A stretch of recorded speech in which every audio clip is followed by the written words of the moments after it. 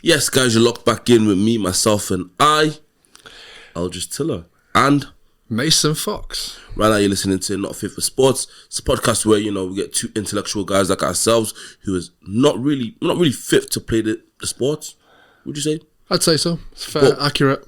But we're fit enough to talk about it. So yeah, today's episode on Not Fit for Sports. Where do we start from? Let's start from Man United. Yes. Europa. Yep. Finals. How we doing? We made it. That's the main thing. We actually made it. I think this is by far the worst two teams in the finals. Oh, 100%. 100%.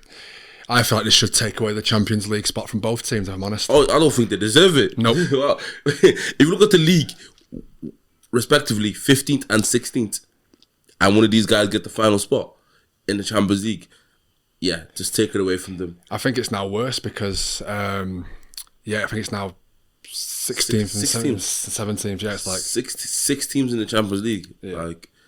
And do you know what's going to happen as well? Yeah, we'll get 6 teams into the Champions League, and no English team will probably win it. No, I mean, we should do, but I mean, I think we are in the best league in the world. Yeah, so they say. But I mean, we've got some good teams, so there's no reason why we shouldn't be. But so who's in the contention now for Champions League in England, anyways? So obviously Liverpool, definite, obviously won the league. Arsenal in second. Then we have Newcastle in third, and I think it's kind of up in the air from there. I think you've got a few teams in the mix. So you've got Chelsea, Aston Villa, Nottingham Forest. Oh, I'm checking here now. There's actually quite a few in the mix, So you've got Liverpool on the league, who already won the league. Currently, from recording today, they're on 83 points, 36 games played. Everyone's played 36 games. Nottingham Forest. This is a tight one. I don't think I've ever seen it this tight because, believe it or not, Arsenal can still drop, and I wouldn't push it past Arsenal to drop because it could possibly drop into 4th if they were to lose the next 2 games. Well, they play Newcastle next. They play Newcastle. Well, yes. This is the thing. I don't think that game ends in a draw. I think there's going to be a clear winner. If Newcastle do win, they somehow I'm looking at the table now and it's just looking absolutely outrageous because Newcastle beat Arsenal. They then go into 2nd place. And Newcastle got under the radar this season. Yeah. They slipped under the radar. I think the reason why they slipped under the radar is because they had the 2 games in hand. Obviously, the 2 games in hand when you have 2 games in hand and you're pecking at the bottom a bit. No one really takes into account that you got 2 games in hand, and then when you do win it and it boosts you back up into the talking spot, then that's where you get your momentum back. Obviously, we know they won the Carabao Cup, which was obviously great for them. I think they had such a bad start to the season; it's kind of cost them pushing on into potential title race contention. I think this season. Oh wait, they didn't win the Carabao this season, didn't they? They beat Liverpool in the final, didn't they? Oh yeah, they did, didn't it? Who scored? It was Isak that scored that game. And I think he is a quality striker. He is. Do you see my Arsenal this summer? Do you see Isak at Arsenal? No, I think there's talks about Arsenal potentially going after Gyökeres. I seen that, but I didn't believe it. I can't believe everything you read.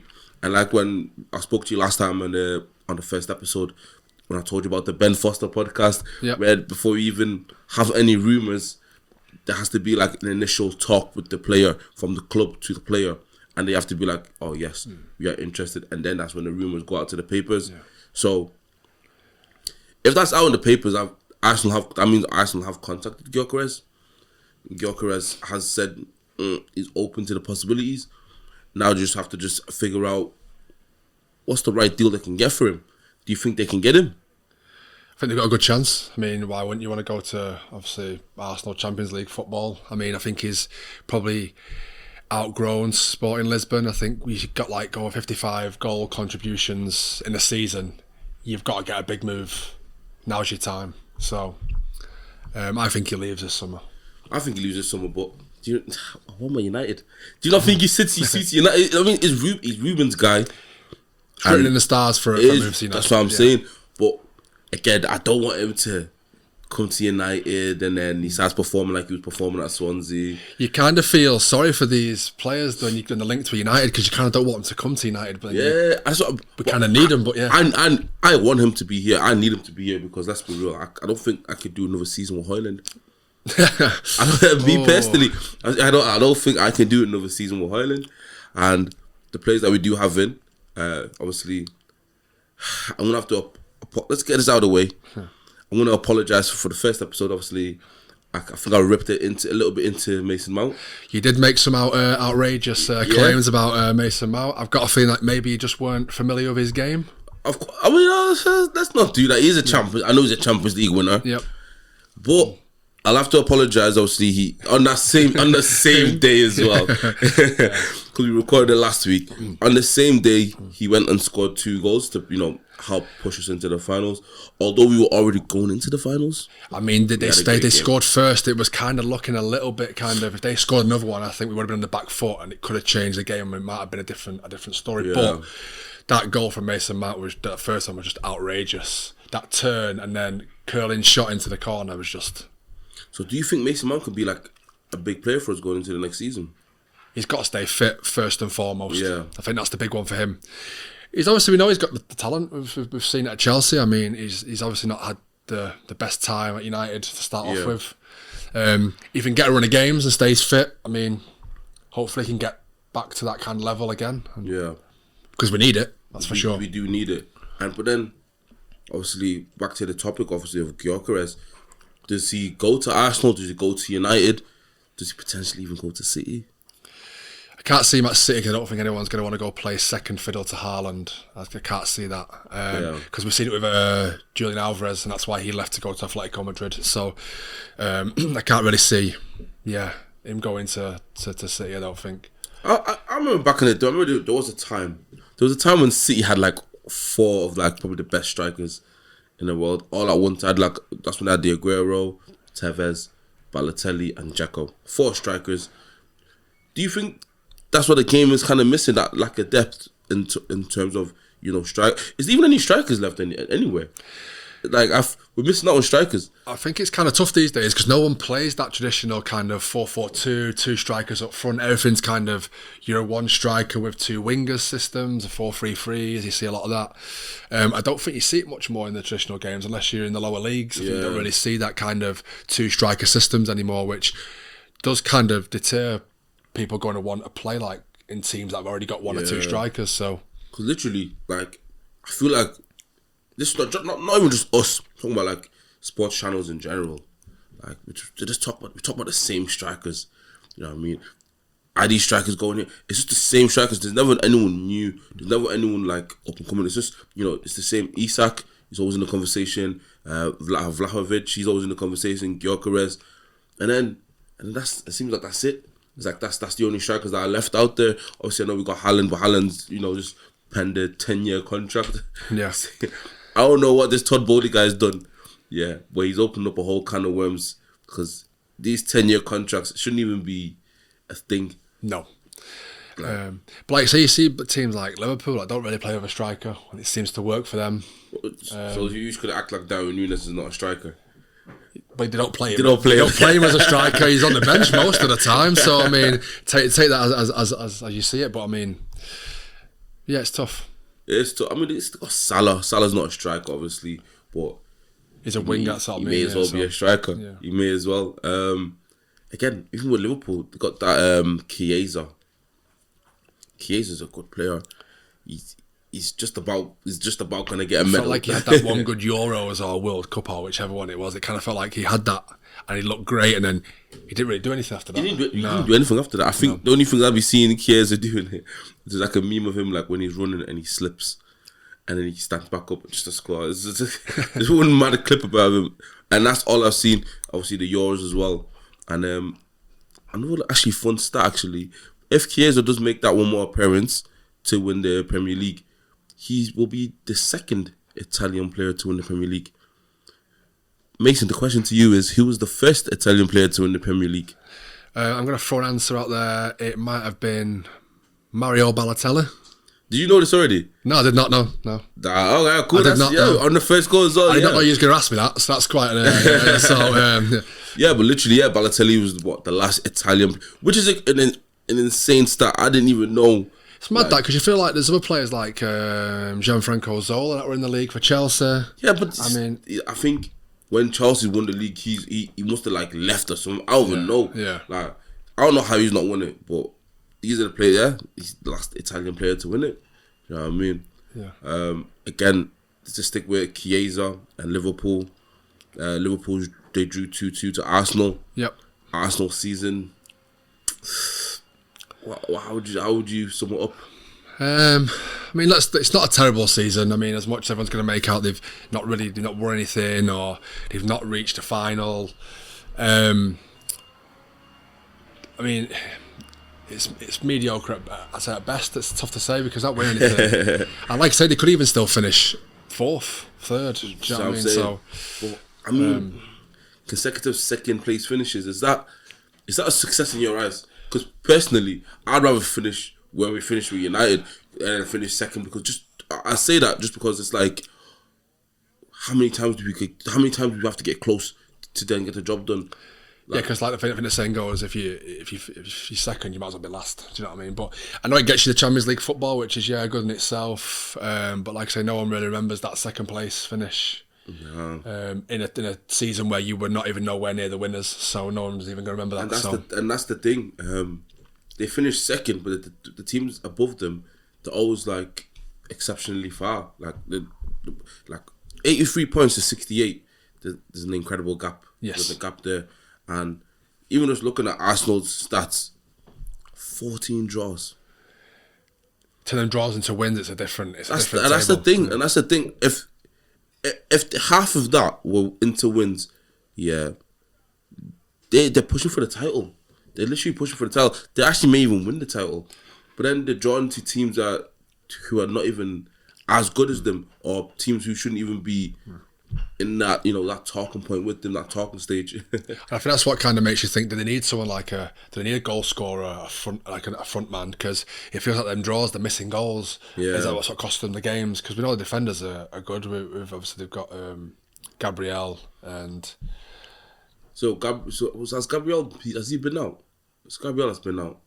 I think so. So Gabriel's been out. But between the pair, they're always injured, aren't they? So one or the other, or they're suspended. But like I said, I don't think that's their issue. I think it's the scoring goals thing that's their issue, because they've had Saka out for a long time. Might have cost them, you could say, with them draws. I mean, then just relying on that one player. Yeah. You know what I mean, me personally, I don't know if I mentioned this in the first episode, but I don't see the magic in Saka. I don't know, maybe because I'm not an Arsenal fan, or I may not watch enough of him, but me personally, I don't see it. Yeah. I don't think he's that good of a player. He might be great, obviously, when you're watching him here and there. Yeah. But overall, I don't think he's one of the top players I don't think he's a player that takes Arsenal to the next step. I don't think he's that guy. I can see why you think that, because when you look at, like, say, you got your Salahs and etc., the scoring all them goals, he needs to jump to that level of goal scoring ability to kind of be in the same conversation. But I don't think he has that. I think he lacks that kind of he lacks the pace to do so, and he lacks the the goal scorer mentality. I don't think he can finish as well as these guys who are always at the top. Finishes, make sense. I just don't think he's the guy that takes Arsenal to the next step. Maybe they do need a Gyökeres or Vlahovic, or an now striker. Maybe they do need that, but does that even help them if they have just Saka? Because Martinelli's very hit and miss as well. Yeah. Martinelli's not Brazilian. He just that's simple as that. He's just not Brazilian. He's got to be the fakest Brazilian I've ever seen. Yeah. Literally probably offended like half the Brazilians. Yeah. No, because when you think you're Brazilians, you think of like the greats. It's kind of like when you got Martinelli. It's like not even in the same league. It's like I think I've seen somewhere like a clip or like a TikTok. Someone's like, Martinelli needs to stop with this Croydon shuffle. Where he just like moves to the side and loses the ball. It's like, alright, cool. It is making sense. But again, that's Arsenal. They're second right now. Again, 2 more games remaining in the season. They might even drop points. They might not. Hopefully they don't, because I'm not a hater like that. and then you go down further. You got City and you got Chelsea, who are somehow battling, which I don't understand what's happened with City this season. 9 losses, pretty hefty, unheard of for their standards.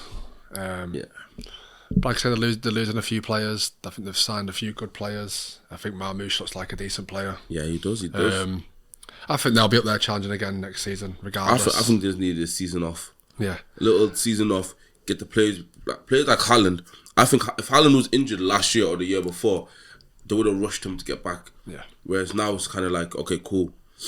There's not much in it this season. Obviously, they got the FA Cup finals. Yes, that's I was recording this episode Saturday. Yeah. So they got FA Cup finals, which is kind of like okay, cool. Like we can finish the season on a high. I think they do win that. Yeah. Palace are no pushover though. I mean, they've put in some performances this season. I think they've got the attackers to kind of cause City some problems. Yeah. I mean, City couldn't put any goals in against Southampton, who are bottom of the league, on the weekend. So I think as well, when it comes to FA Cup as well, it's like anything can literally happen in the FA Cup. Yeah. Like it's a one-off final in it. So I mean, yeah. And then, but just 9 losses. Just looking at that, they've got the same amount of losses as Chelsea. Again, but Chelsea are not world beaters at this point, are they? No. They're still a work in progress. Yeah. They still need to get to where they need to get to. Maresca, this is his first season as well. He's played the most youth players out of all teams in the top 5. Probably because they own them all, for one. And for 2, I mean, it just shows the direction they want to go in and what they're trying to look for. They're looking for the future, but obviously while they're competing now, it's a big bonus for them because as the years go by, they're just going to keep improving their squad by all the youth they've got coming through. They'll gain experience. So, but do you know what I think? I think they're doing, yeah. And I clocked onto Todd. He's a businessman. Yeah. He knows nothing about football. No. So I think he's speaking to the coach. He's saying, yeah, let these young guys come through, play them, so that we can build the stock. Because I know for a fact, like they're gonna get sold. They're gonna get sold. Like 10 million. That's a lot of money. Yeah. Like in terms of the football world, it might not be a lot, but 10 million for like an unproven talent, it's a lot of money. Makes sense. So that's why I think that's where their business side comes in. Yeah. Get these youth players in and then sell them, because I know for a fact they want the best players possible. They want the Osimhens. They want X, Y, and Z. They're even trying to sell Nkuku. They literally just signed him. You know what I mean? I think they just got that much talent. They just don't know what to do with it. I think that's what it is. So. And obviously players are going to be unhappy if you're not playing. I mean, you're not going to want to sit on the bench, are you? I mean, some might if they're getting paid for fortune, but if you love football, you want to be on the pitch, don't you? You want to be... Exactly that. And then obviously we got Aston Villa and Chelsea drawing points. Do you think Aston Villa kind of edge them out? They're creeping the results in Villa. They went for a little bit of a period where they was obviously drawing a few games. I thought they had a big win on the weekend against a good side in Bournemouth, and they've done really well to get the result there. So obviously they got Tottenham Friday Night Football. Yeah. I think they win that, Everyone's got tough games coming into that last kind of that top 4, like I say, because obviously Arsenal and Newcastle play each other. We've got Chelsea United on the Friday, the same day as the Villa Tottenham game. I mean, there's a lot of big games to be had. I think it's going to go down to the last day of the season. Yeah. Because literally, so I can see here, Aston Villa got Tottenham and United. I want to say United's a big game for them, but obviously they're playing at Old Trafford. I still believe it's never easy to go there and nick a win. Well, I mean, everyone's making it easy. I mean, but West Ham so over the weekend. Don't even talk to me about West Ham United. We're not even going to include it in today's episode. But yeah, we've got Man United, Aston Villa, which is the last day of the season. I think they could either nick it if they were to win the next 2 games, which will be massive for them. I think they get into that Champions League, but they get that 5th spot. Whereas Chelsea, let's take a look at who Chelsea's got next. Obviously, they got us this weekend. Not this weekend, sorry, Friday to be exact. And then after that, they got Nottingham Forest on Sunday. Against they're all playing. Other teams are playing each other, so it's massive in the next two games. Nottingham Forest, even they're still trying to push for that Champions League, and we can't escape the elephant in the room. The elephant in the room, yeah. The elephant in the room, yeah. What is he playing at? Is this something? Is this? I don't think I've seen this before. It's just totally unheard of. I mean, not only are they, I'd like to say, we all like to think, overachiever in their season. Yeah. Anyway, regardless, they secured European football in that game. Yes. Yeah. So it might have been Champions League, but they've secured European football for the first time. I believe it's over 40 years. In a long time. Is it conference or is it Europa? I think they've guaranteed minimum conference. Minimum. Yeah. But then for the owner to go on the pitch and looks like he's berating Nuno. Yeah, I didn't get that. I get they've drawn against the Leicester side that they should be beating. 100%. I can get the frustration behind it, but it's just unacceptable to be going on the pitch and basically attacking your manager. But I'm like, do it behind closed doors. Don't do it on the pitch when the stadium's still full, the whistle's just gone, and you're having a go at your manager when the world can see it. It's just not a good look whatsoever. I think it was one of them ones where, like, you know, the tensions were high. You're playing a team literally who's already relegated. Yeah. Well, I know Marinakis come out and put a statement out saying it's all about passion and this and that, but even so, don't let it get to you in the heat of the moment.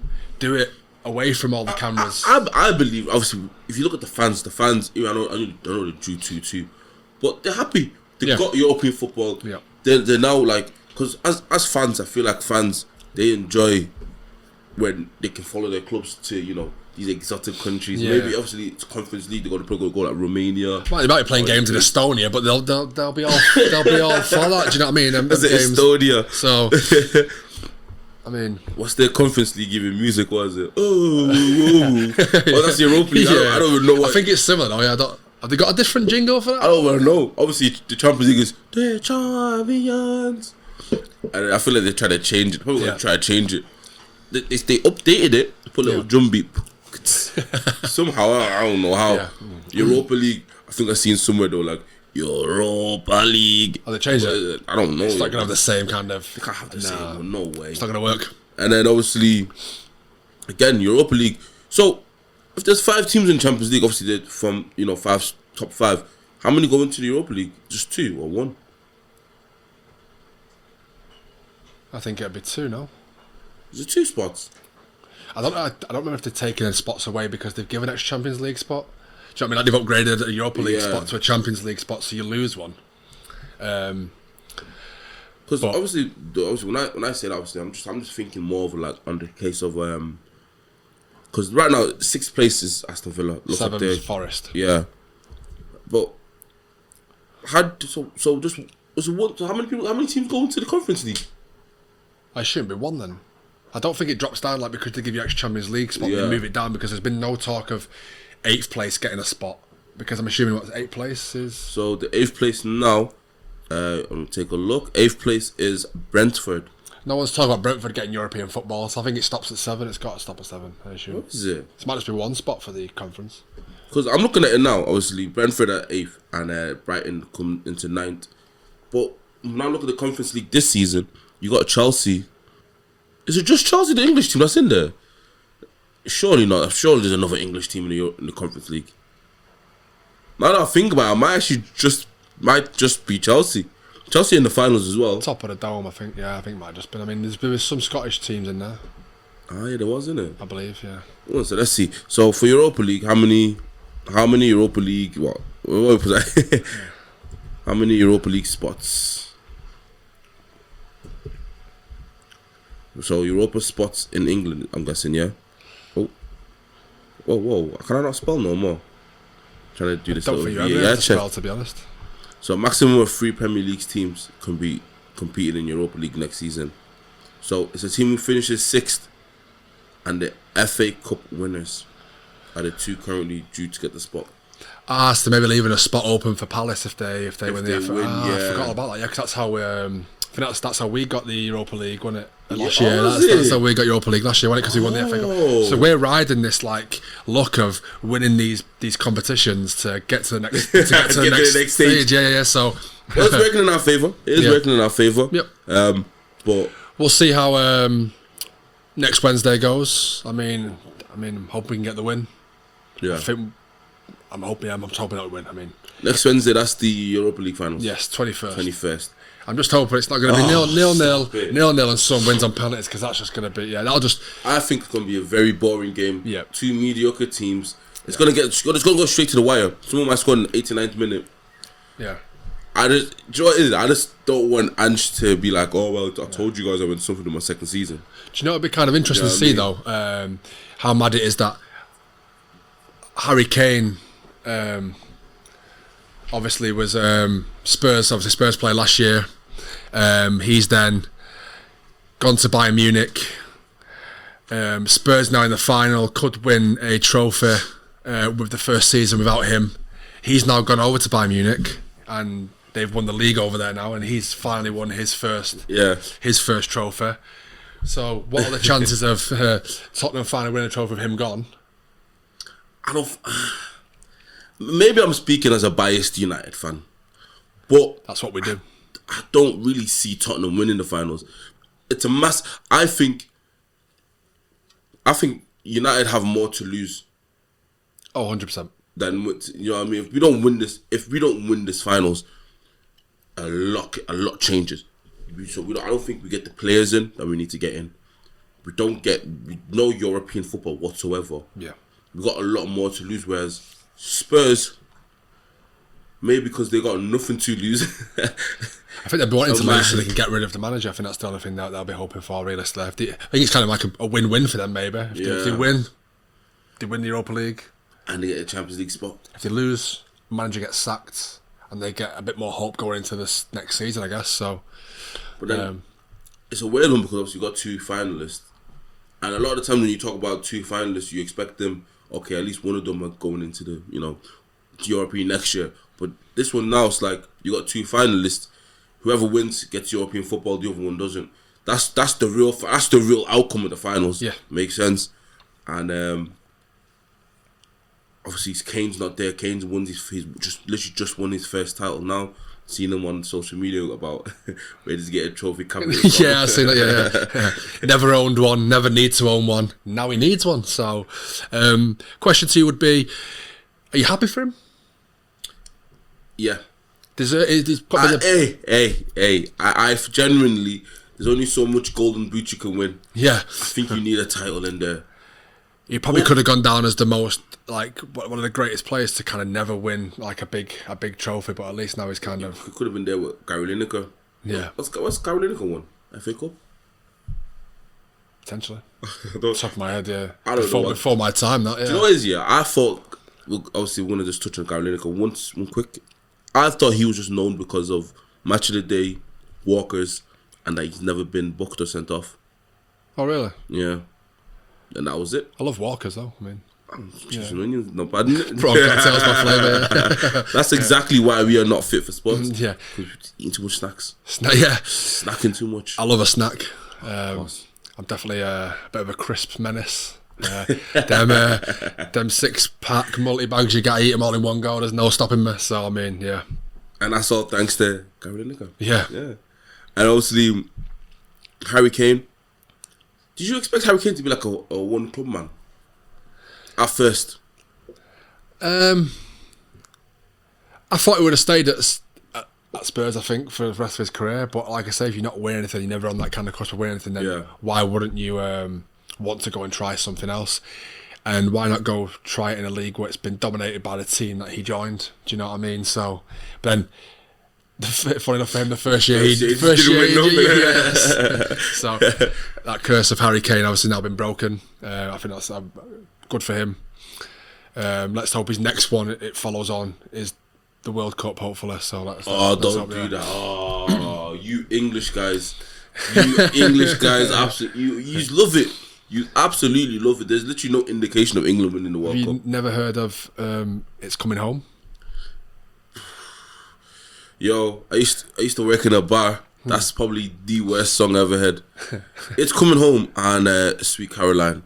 Two tracks. Iconic tracks. Iconic tracks. Yeah. I am tired of it. Yeah. Because, one, it's not coming home. It may come home soon. Yeah. And then second, it's just not good. It's not a good song. I know you need to switch it up. Get the what's his name? It's Ashley Barnes. It's not Ashley Barnes. Ashley Barnes, the Burnley guy. Yeah, you're about which is Barnes track. Oh, it's set off my head, but I can't remember. he has a cold track. It is a good track. I'm the England man. That's the one. That's the one. That needs to be the main track now. That needs to be the national anthem. Once I figure out what the song's actually called. Yeah. Again, one club man. Who would you say is like the best one club mans are? Because we got the likes of like Paolo Maldini. You got your Francesco Totti, Ryan Giggs, Pure Scholes, Tony Adams. Who falls into the? Who would you say takes the top? I mean, you can't argue in the first two you said there. Realistically, I mean, Paolo Maldini, iconic. AC Milan.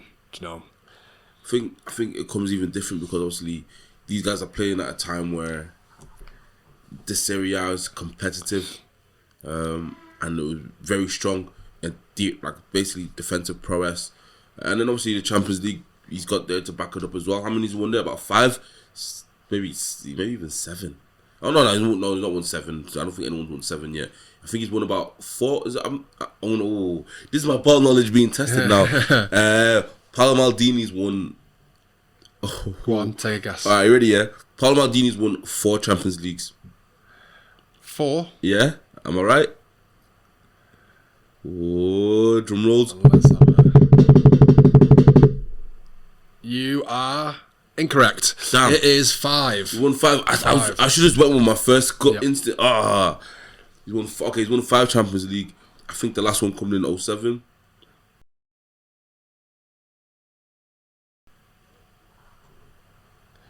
Do you know how old he was when he won that one? Yeah. How old was he? He must be like in his 40s. Close. 39. Nope. How old is he? 38. Close. I was getting there. I give up too early. You did. I give up way too early. You just done one more. You'd have been absolutely fine. But yeah, I think it was the... that's what you said was the 06-07 Champions League. And that's the one against Liverpool. Yes. That was not Istanbul, but the one after. The one, yeah. The one after that. No one really talks about. Yeah. No one speaks about it. But again, Italian clubs that have always been good in Champions League scenarios, shall I say. Again, in terms of one club men, Ryan Giggs, he is a bit of a scumbag himself, personally. But footballing wise, where do you think he ranks? Based on what he won, I mean, he's up there. I'd say top 3. I mean, maybe yeah. It's tough to say. Because you've got the really dedicated one club men. Yeah. That like your Maldinis, obviously your Tottis and Giggs. Who do you reckon out of them 3 people, who do you think made the most appearances? Of who, say again? Totti, Giggs and Maldini. Oh, I'm going to say Giggs. Giggs was less injured than Maldini. I think Giggs made about over 1,000, and that's just like Premier League appearances. He was just shy of 1,000. He made 963 appearances for Man United, and Maldini was 1,020. No, I don't believe that. Not at all. Nope. Ryan Giggs has made 1,000 appearances. No. Is that just for United though? Yeah, it was one club. We're one club. We're talking about the one club, so yeah, of course. Include Wales, include everyone else. But the overall games, well over 1,000, but I mean for the one club, 963 games. Yeah. Who's got the most Premier League games? Is it still Gareth Barry? Because he broke that record. He did. Such a useless player. We can't forget though, with Giggs being a one club man, he did play for City in his youth before he joined. No, he didn't. He did. No, he didn't. That's not a fact. There's no way he played. He played for City. His youth. He came for the youth at City. Yeah. Really? And what did they do? Just to release him, or was he poached? What? Wow. I am today's years old finding out now. Yeah. Is this common knowledge? It is. Never heard that before. Yeah. No way. Yeah. That is crazy. Yeah. He played for Man City. He played for 2 years. Oh my days. Is he really a one club man then? I think because it's youth and not senior level. I don't think that's why people don't really count. That's why. I think that's why no one really counts it. And then Francesco Totti, probably the biggest player that's been robbed of his career by staying at one club. Oh no, actually no. Oh yeah, sure, it is him actually. I was gonna say Gerrard, but then Gerrard thought he'd be sick and go to LA. Did you never see that quote of when Sir Alex Ferguson tried to sign Totti one year? Yeah. I think it was the same year when we beat him in the Champions League. That's 7-0. Yeah, that one. Yeah. We tried to sign Totti and he wouldn't leave. Yeah, but I don't understand that because I know. When I was actually looked this up as well. He was supposed to go to Real Madrid. It wasn't surprising because he was a very good player. He's like probably one of the only players that when Real Madrid come knocking on your door, he said no. Like there's not a lot of players that do that. We talked about in the last episode of Do you remember anyone who's ever done that? Maybe that's the only person that's probably that's ever done that because like I can't like if even me now someone that's not fifth as well, Real Madrid come knocking on my door, I'm going like I'm going. Even have to go hand out teas. Water boy, I'm there. I'm there, yo. Yeah. I'm there, but vamos. Yes, I'm there, bro. Yeah. I'm there. I'm in the Bernabeu. Yeah. I'm chilling, bro. You know what I mean? I'm gonna get my annual picture with the Champions League. Them ones there. I'll polish some boots. I'll do anything. There you go. Yeah, of course, man. Get me there. I'll hold Bellingham's bottle. Yeah. So if you're listening, come hit your boy up. Yeah. So Real Madrid, if you need like someone at the bench, I'm you can even a cheerleader, I'll do it. You can put me on against teams like Getafe and that. You up in the last 2 minutes in that. My parents you just come on and the whistle blows this. Yeah. You're just that player there just to get his medal. You're there just to get your medal. I'm just there for my medal. That's it. Yeah. But yeah, Francesco Totti probably been robbed of accolades. Missed out on a few Ballon. I feel like he could have won a Ballon d'Or if he moved teams. I feel like he could have done a lot more. Obviously, in his trophy cabinet, obviously he's got the World Cup, which is a very prestigious award. Yeah. He could have 100% won more. He's got one Scudetto with Roma, which is probably, I think he said somewhere like that's his best achievement. He deserved more for a player. For someone of his caliber, he deserved the world. I just think it's just tough because, like you said, I just don't think they were the best team in the Serie A, especially with the Juventus dominating for like 10 years, whatever it was, and the AC Milan's, Inter Milan's. It was just that. Adriano, you got these Ronaldos coming in as well. I think he just chose the wrong era. Yeah, because if he was with them now, it'd be a different story. Because that league's constantly chopping and changing now. Like I think Milan are struggling always, like around between second and seventh, and then you've got Napoli up there. Napoli about to win the not really Juventus anymore. They've not really been good either. Napoli drew on the weekend, and it let Inter Milan back in. They drew against Genoa. Yeah. So what's my boy? How's my boy doing? McTominay. I think he assisted, but they drew 2-2. But then Inter Milan won, so I think there's like 1 point difference in that. 1 point difference. Looking here now, Napoli first. Again, 36 games played. Yeah. They're going into their final week as well. Napoli on 78 points. This is what you call a title race to the wire. That's what you want. Yeah. Yeah, this is exactly what you want. Again, Napoli. It's the same thing. Like, what's up with teams with draw? Like, there's a lot of draws going on. Yeah. Like, they got 9 draws. I feel like if they can flip that into wins, then easy sailing. Obviously, they got Lukaku there, so they're not lacking in the goals.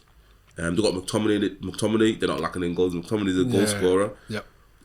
If you look at these stats here, between Napoli and Inter Milan, they've got the same amount of wins. Napoli's got 9 draws to Inter Milan's 8 draws, and they got 4 losses to Inter Milan's 5 losses. But then Inter Milan potentially could even do a double then. They could. Yeah, I mean, if they win the Champions League finals, which I want to touch on this a little bit before we end today. Inter Milan look like they're going to have a strong finish towards the end. Atalanta looks like they're getting a Champions League spot. We could possibly see, Juventus get back into the Champions League now. The 4th place. Obviously still drawn with Lazio. They've got 2 more games left as well. Again, the teams are relegated there. Lecce, Empoli and Monza, they're relegated. There's not much into that. No. But yeah, it's spicing up here. Again, you could jump straight into the Champions League. Who do you think's got it? I need your predictions from now on. Ooh, I've just been a big fan of PSG this year, so I just want them to kind of go and see it out. They've beat all the good teams. I say that, but every team in the Champions League is good, I guess. So I'm not going to take anything away from Inter's win against Barca, but I just think PSG for me, that's who I'm backing. I was laughing at what the manager came out and said the other day. He was laughing, saying how obviously we beat all these English teams and and we're the Farmers League. And I thought that was quite funny. Do you know what it is? Yeah, in that sense, yeah, it makes sense. Obviously, yeah, we are the Farmers League, but then you gotta deep it. Yeah, these guys that are actually in the Farmers League, yeah, you've got more time to rest. Like in the Premier League, yeah, it's 90 minutes of full intensity, like intense football. You're playing good teams that compete in all these tournaments. They're all top teams. Whereas you feel like in these other leagues, the standard's just not good. So you can play a second, third strength team against these players, rest players. You can be more technical. You can be more rested. You can't do that in the Premier League. In the Premier League, you got someone like Dunk. You come and just take your legs out. Yeah. You try and meg him. No, it's not happening. No, it's not happening around here. Obviously, what I think is gonna happen is they're gonna get to the finals. I feel like they're gonna think, yeah, we can just cakewalk through this, and I think Inter Milan win. Yeah, I think Inter Milan nick a win, 1-0 win. A very stupid 1-0 win. I've got a feeling it's going to be a big scoring game. You know, I'm feeling like 3-2 PSG. I think, yeah. There's going to be goals. I think it'll be a 1-0. I think it'll be a 1-0 win. Penalty. Martinez will probably score as well. He's someone that I'm a big believer in. Players that you never see play, but somehow controversial penalty, or I wouldn't say controversial. Yeah, I say it's a clear penalty. VAR will be like, yeah, it's a pen. Yeah, but yeah, I think Inter Milan may win it. Maybe I'll say 2-0, comfortable win. Just because I think when PSG will go down 1-0, they might get a bit flustered because you not got a second game to get back. No. And defensively, if DeMarco does what to Dembele what he did to Lamine Yamal, I honestly, yeah, I don't know. It's tough though with PSG because they've got multiple good attackers. They're gonna need Dumfries all over Kvaratskhelia as well. They're gonna need a lot. Messi, Maradona, bro. Every time I see, literally, I can't say his name that much that the Saudi commentators have made me call him Kvara Maradona. Like every time I see him now, like that's what I like about the PSG team. Their players are just ready to take on the man. Like Dembele, every time he goes forward, you know, okay, cool, you might take this guy out. Again, can he do that against Bastoni? I think he does that easily. Dembele, I think he runs rings around him. To be fair, they've got. I think he does that simple. Again, who else is there now? Desiree Doué. Desiree Doué is, I think it's a cakewalk as well. Yeah, there are another two that don't really play with a striker either. Who? PSG. They don't, innit? Which is interesting. But they do have a striker. He's the worst. They do. Yeah. He's not a good striker though. No, he's not. What's his name? Ramos. He is. He has to be like. How would you describe Ramos? He's like, remember Benzema? He had good potential, good hopes. I feel like he's not kind of fulfilled his kind of, because he was supposed to go to United, wasn't he, at one point, and he didn't go. When was he supposed to go United? Before he went to PSG, he had a decision to make. Thank God he didn't go United. Oh my, he would have been. Maybe that's someone that we need right now. Who knows? Who knows? He reminds me of like a 2014 Benzema when he was when he was banned. Was he banned in 2014? Benzema? No, just when he was banned. I'm just kind of guessing that was when the year he's banned. That's what you're trying to say. He was that bad that he's just he might as well not be playing. Oh yeah. Like he was there. Yeah. But obviously you got Bale, Ronaldo running the show. He was just there to kind of just your little tap in. Yeah. But yeah, I mean I can't even speak bad on Benzema as a Ballon d'Or winner, so I got to kind of put respect on his name. But this Ramos guy, I don't think he even gets on. I think it'll be that much of a tight game that there won't be that many substitutions unless there's like an injury. Depends which way they kind of go and how they start the game. Because I know like PSG normally they either start with Doué or they start with Barcola. How do they do that? Yeah, I don't know. And they mix up. They've got so many good like rich talent on the bench. Just kind of switch things up. They've got Zayn Emery don't even play because they've got that midfield free of like kind of. I don't know if he's injured or not, but yeah, he's not injured. You've got Vitinha and João Neves are just so good. It's just so good. Yeah, João Neves, he plays like a ready-made player, and he's like 18. Like he's come from Benfica for all that, like for big money. I think future golden boy. Yeah. I think if PSG continue the way they're playing, I don't see why they can't win the Champions League. I'm still gonna stick to Inter Milan winning it, just because I like him. I like Mbappe, but then was it Mbappe holding them back? Because they don't really change their team that much. You see a lot of these teams, and you have them one team like players where they think the team revolves around them, everything has to go through them. You see them when they leave. Teams become a lot better because they actually play football, not let's just pass the ball to this guy, hoping he scores, this, that. Teams actually play like a team. I can't lie, this is actually a madness, because obviously I'm looking at Mbappe at Real Madrid. They got knocked out to Arsenal. Yeah. PSG, they're literally there in the finals. Mbappe's not like, he's not even like, he's only just left. It's not like 2 seasons have passed or he's literally just left. I have a crazy take for you. Go ahead. This PSG team now is better than the PSG team that had Messi, Neymar, and Mbappe all in one team. Hold on. Tell me I'm wrong. Me personally, I think you're wrong. I think you had at that time. Come on, get it out. Hold on a second. So at that time, you had a Lionel Messi who was heartbroken. You had a heartbroken Lionel Messi. Are you making excuses? I'm not making excuses. I'm just saying you had a heartbroken Lionel Messi who left his boyhood club, the team that changed his life. Yeah. Are you crying? I'm about to tear up. Cause when I used to play football, I'm not fit now, but I'm a left-footed player. So I have to look at these players that are left-footed, the Iron Robins, But Messi's the one that takes the cake for me.